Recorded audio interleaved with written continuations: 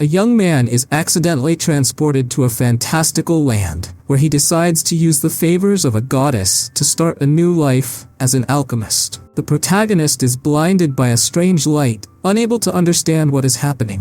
When he regains consciousness, he sees a beautiful woman welcoming him to Midgard, the place where he has been summoned through otherworldly magic. She introduces herself as the goddess Nolan and apologizes to him, explaining that his summoning was a mistake. The protagonist becomes even more confused, so the goddess clarifies. The summoning process is like a claw machine game, where a target is selected for summoning. Unfortunately, he was affected, despite not being the intended target. She explains that interworld summoning magic is extremely dangerous and can even destroy an entire world, which is why it is forbidden. However, a problematic nation ignored those rules and performed the summoning. Nolan tried to intervene as quickly as possible, but was unable to stop it, which is why he is now there. The protagonist asks if the others who were summoned are also in this place. Nolan responds that those individuals were summoned directly to the Holy Empire of Cydonia. The protagonist finally understands that this is all a grave mistake and asks the goddess to send him back to his world. However, she regretfully explains that she cannot, as she was so angered by the forbidden summoning that she patched the magic, making it unusable forever. She tries to explain that the patch is a distortion of space and time, but the protagonist asks her to get to the point. Nolan sums it up. I can't send you back to your world, and in fact, you no longer even have a body to return to. The protagonist then realizes he has no body and is only a small ball of energy. The goddess informs him that in addition to being transported, his body was destroyed due to an error. Unsure of what will become of him, the goddess advises him to resign himself and start a new life in Midgard. The protagonist asks if he can also go to Cydonia with the rest of the summoned.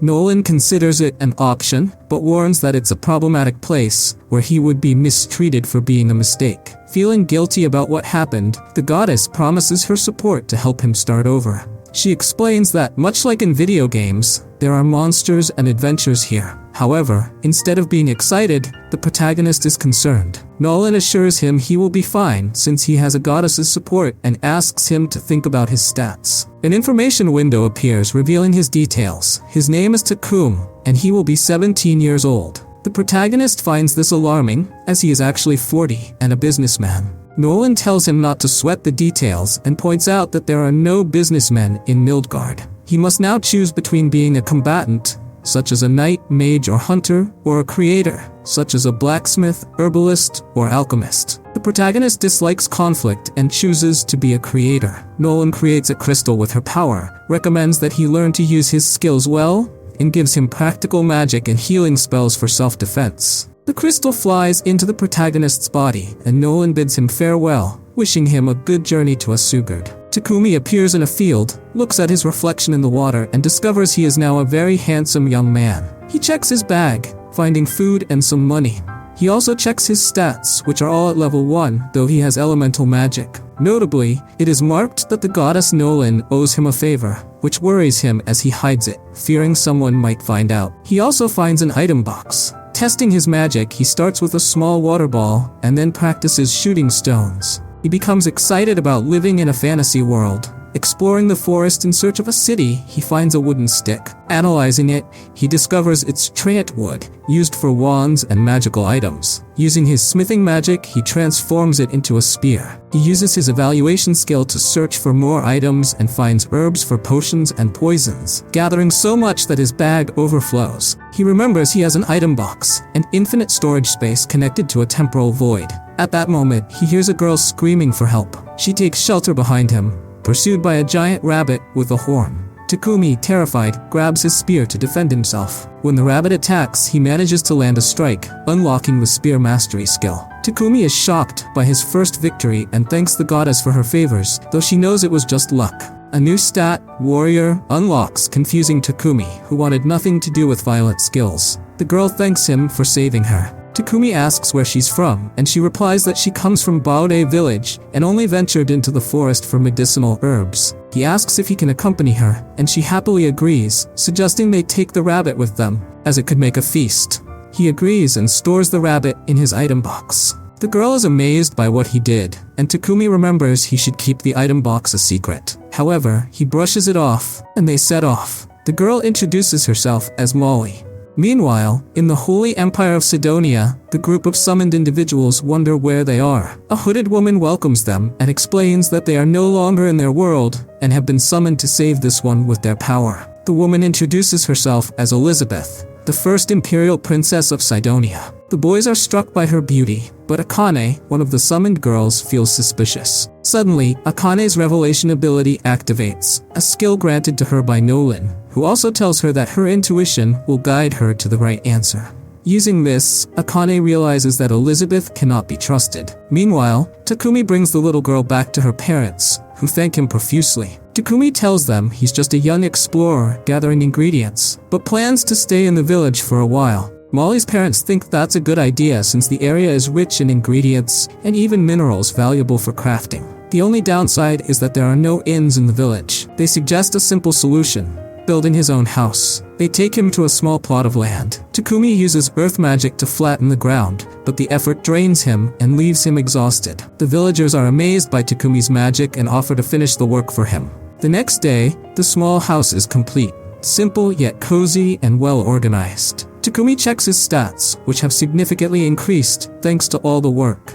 However, he's annoyed that his job still shows him as both a warrior and a mage. He changes the warrior class to alchemist, the path he truly wishes to pursue. He mines some minerals in the village, collecting iron, silver, and copper, as well as some magical iron. Using his alchemy skills, he transforms the iron fragments into an ingot. Excited, Takumi overworks himself and collapses. Molly brings him dinner one evening and finds him unconscious on the floor. Molly's mother scolds him, urging him to be more cautious. After they give him a healing potion, Takumi resumes his alchemy practice, though he takes breaks this time. Molly and her mother check on him periodically. He gathers many metals and crafts various kitchen utensils, which boosts his alchemist level. Takumi also starts working with Bobon, the village blacksmith, which increases his blacksmith stats. One day, Takumi visits Molly's father to request some potions, as he wants to study them and synthesize his own. Molly's father agrees on the condition that Takumi sells him some potions afterward. Back at his house, Takumi mixes herbs, reminiscing about his school days. When he finishes, he compares his potion to Molly's father's potions and notices the colors are different. He wonders what he did differently and hypothesizes that the difference lies in the use of magical water.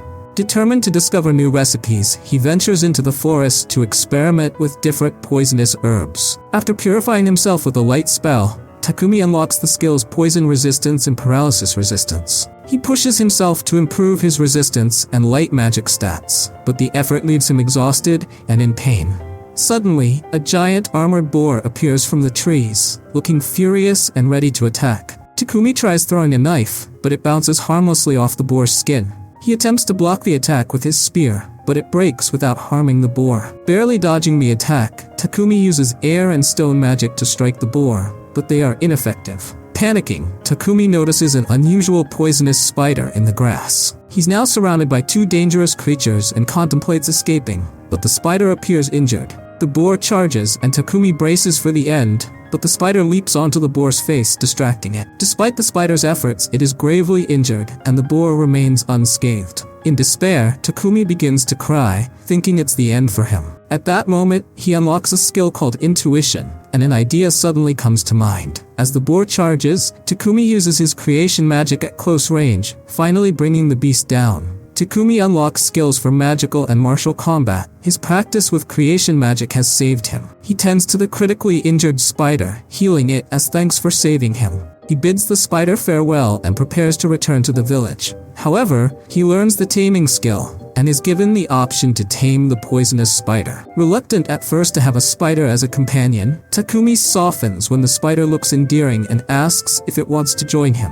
When the spider agrees, he names it Maple after the maple leaf-shaped mark on its back. The spider glows, grows larger, and heals completely, evolving into a venom assassin spider. Overjoyed, Maple pledges her eternal loyalty to Takumi. Back in the village, Takumi presents the boar he defeated to the astonished villagers. While its massive size leaves them speechless, they are even more stunned by the spider perched on his shoulder. Takumi reassures them, explaining that he has tamed Maple, though the villagers are baffled since such spiders are believed untamable. Putting their doubts aside, the villagers cook the boar for a grand feast. They also give Takumi some parts of the boar to craft leather armor and extra materials to sell in the city. In the sky, Nolan watches Takumi, proud of his progress. Another goddess approaches Nolan, questioning her actions, giving Takumi a special body, multiple blessings, and even sending him to this world a year before Sidonia's summoning spell activated. Nolan brushes off the questions, claiming she had no particular reason.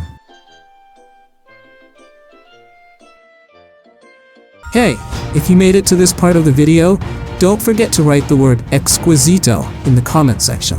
Thank you so much and see you in the next video.